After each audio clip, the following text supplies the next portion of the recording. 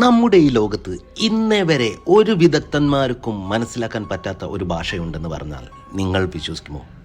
അതെ, ഇത് സത്യമാണ് ഗൈസ്. ലോകത്തിലെ തന്നെ ഏറ്റവും നിഗൂഢമായ പുസ്തകത്തിനെ പറ്റിയാണ് ഞാൻ പറയുന്നത്, ദ വോയ്നിച്ച് മാനുസ്ക്രിപ്റ്റ്.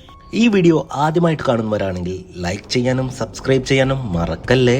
1912 വിൽഫ്രഡ് വോയ്നിച്ച് എന്ന ആളാണ് ഈ പുസ്തകം കണ്ടെത്തുന്നത്. ഇന്നേ വരെ ആരും കണ്ടിട്ടില്ലാത്ത സസ്യങ്ങളും രാശിചിഹ്നങ്ങളും വെച്ചിട്ടാണ് ഈ 600 പേജുള്ള പുസ്തകം നിർമ്മിച്ചിരിക്കുന്നത്. അതുകൊണ്ട് തന്നെ ആർക്കും ഇതിലെ ഉള്ളടക്കം മനസ്സിലാക്കാൻ സാധിച്ചിട്ടില്ല എന്ന് തന്നെ പറയാം. എന്നാലും ചില വിദഗ്ധർ പറയുന്നു, ജ്യോതിശാസ്ത്രം, ജീവശാസ്ത്രം, ഔഷധ വസ്തുക്കൾ എന്നിവയെക്കുറിച്ചാണ് ഈ പുസ്തകത്തിലുള്ളതെന്ന്. ഏലിയൻസ് ഭൂമി സന്ദർശിച്ചപ്പോൾ വെച്ച് മറന്നുപോയൊരു പുസ്തകമാണെന്നും മറ്റു ചിലർ അവകാശപ്പെടുന്നു. പണ്ഡിതന്മാർ അവരുടെ അറിവുകൾ നഷ്ടപ്പെടാതിരിക്കാൻ വേണ്ടി ഒരു സീക്രട്ട് ലാംഗ്വേജ് ഉണ്ടാക്കി ആ അറിവുകൾ കുറിച്ചിട്ടതാണെന്നും മറ്റു ചിലർ അവകാശപ്പെടുന്നുണ്ട്.